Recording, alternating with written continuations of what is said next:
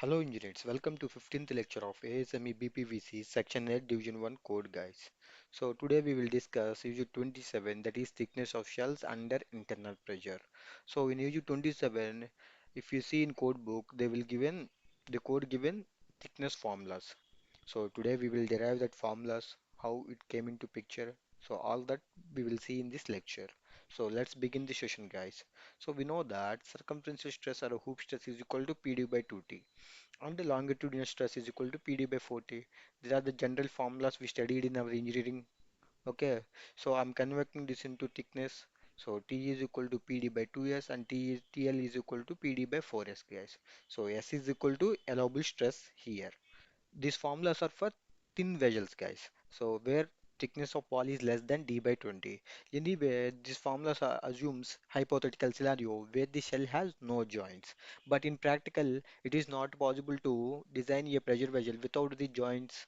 So in normal situation, pressure vessels are made up of plates which are rolled and welded to desired shape, guys.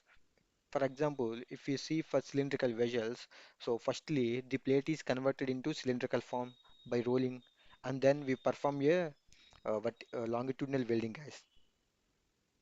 Okay, by using the submerged arc welding method. I hope up to this point clear, guys. Theoretically, weld joint is a 100% efficient joint. We know that, but it is practically it's not possible. Why? Because we studied in engineering about welding defects, right?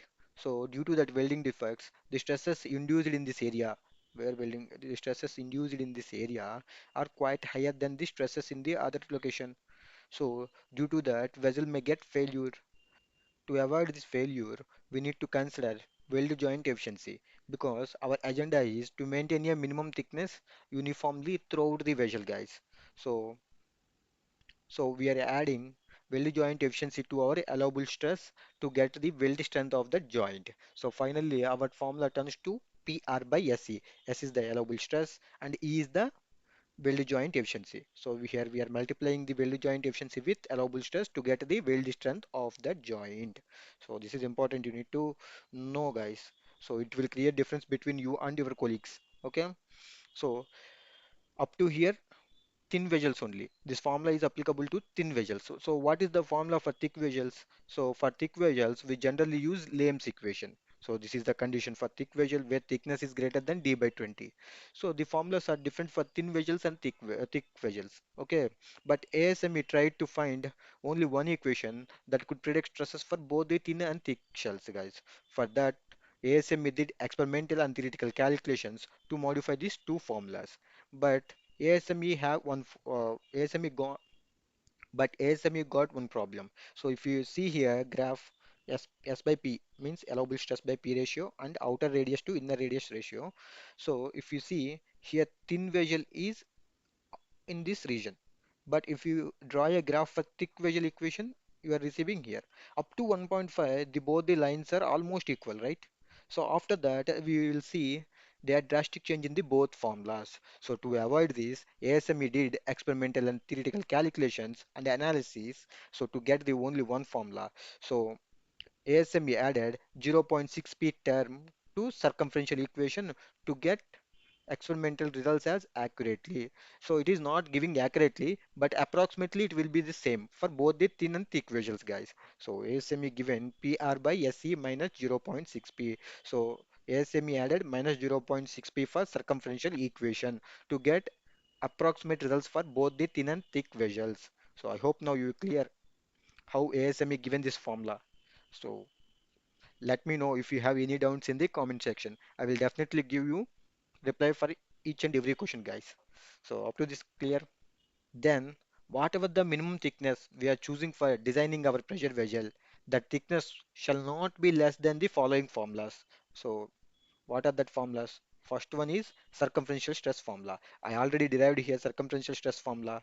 If you want to use this formula, you need to satisfy these conditions. That is T is less than or equal to 0.5 R and P is less than or equal to 0.385 into S into E.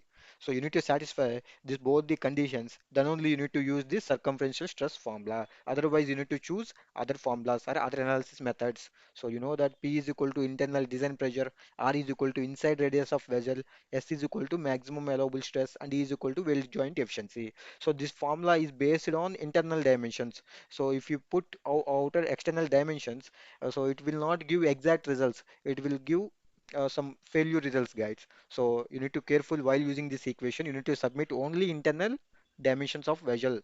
So if you want to use external dimensions, you need to go mandatory appendix 1. Okay. So there you will get outer dimensions, guys. Okay.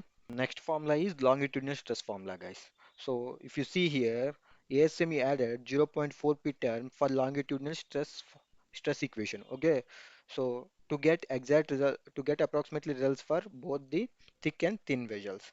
So I already explained all these variables.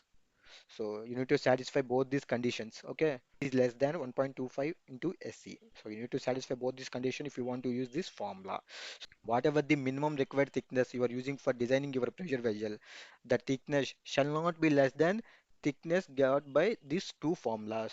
You need to maintain a greater thickness of these two formulas. Then only your vessel will be safe and secure. Okay.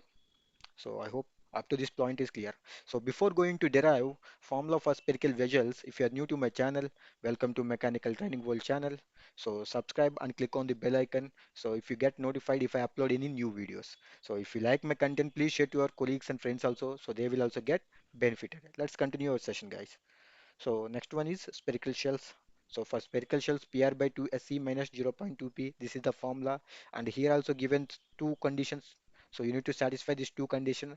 So if you not, you need to use other equations. Okay. So apart from these formulas, ASME given three more important points, guys. So that is first point is all the loading expected need to consider. Whatever the loadings in generally you are expecting for designing a pressure vessel, you need to consider that all loads like seismic loads, pressure load, temperatures, and wind loads. So all these loads you need to consider, guys. So I already explained what are the loads we need to take care while designing a pressure vessel in previous lecture, that is UG 22 lecture. So if you didn't watch it still now, please go and watch there. Okay, it will very helpful for you.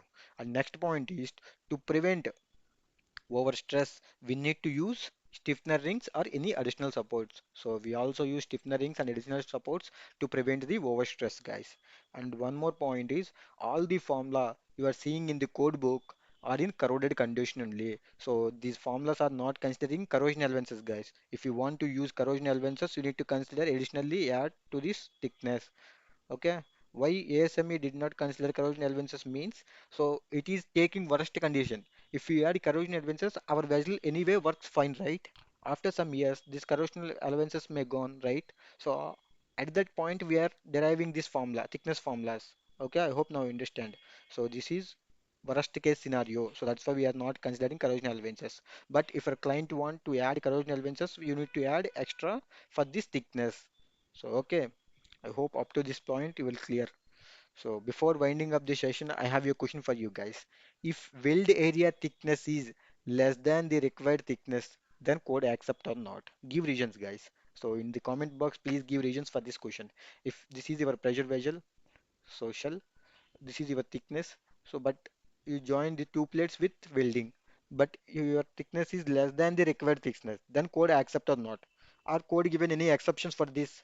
So if given exceptions, please mention the clause also, like UG 32 or UG 46. So whatever the clause you see in that exceptions, please mention that clause in comment box. So thank you for this session, guys.